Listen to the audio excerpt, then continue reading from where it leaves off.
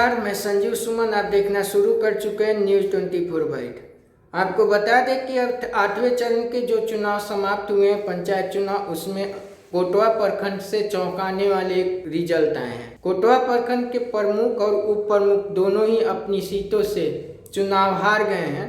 आपको बता दें कि प्रमुख से पहले उन्हें पंचायत समिति सदस्य बनना पड़ता है, लेकिन दोनों ही यानी कि पंचायत समिति सदस्य पे प्रमुख और उप प्रमुख दोनों ही अपनी अपनी सीट गंवा चुके हैं। तो इस तरह से कोटवा प्रखंड को अब नया प्रमुख और उप प्रमुख मिलेगा।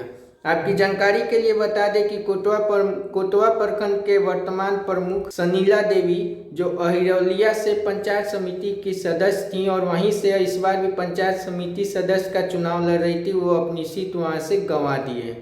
साथ ही साथ उप प्रमुख मुनीश्वर यादव उर्फ मुन्ना यादव जसौली से चुनाव लड़ रहे थे, लेकिन वो भी वहां से अपना चुनाव हार चुके हैं। सबसे दिलचस्प बात यह है कि उप प्रमुख सनीला देवी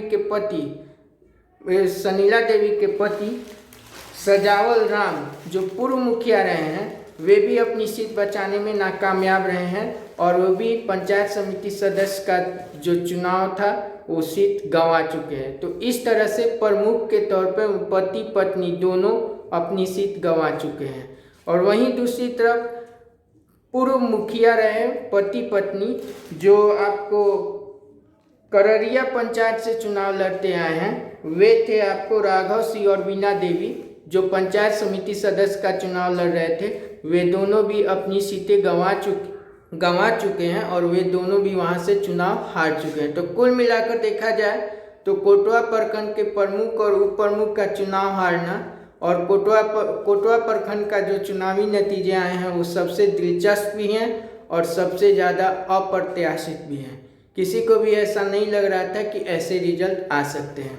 तो इस तरह से कोटवा का रिजल्ट सबसे ज़्यादा अप्रत्याशित माना जा रहा है, जहाँ से वर्तमान प्रमुख और वर्तमान उप प्रमुख दोनों समिति सदस्य का चुनाव हार चुके हैं और इस तरह से अब वे प्रमुख और उप प्रमुख की फिर से दावेदारी में बाहर हो चुके हैं।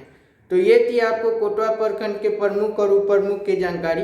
अब मैं आपको अगले वीडियो में बताऊंगा कोटवा प्रखंड के सभी पंचायतों से कौन मुखिया बने और कौन मुखिया हारे हैं, यानी कि 1 नंबर और 2 नंबर के बारे में। तो बने रहिए हमारे साथ और देखते रहिए न्यूज़ 24/। तब तक के लिए मुझे यानी संजीव सुमन को आज्ञा दीजिए। नमस्कार।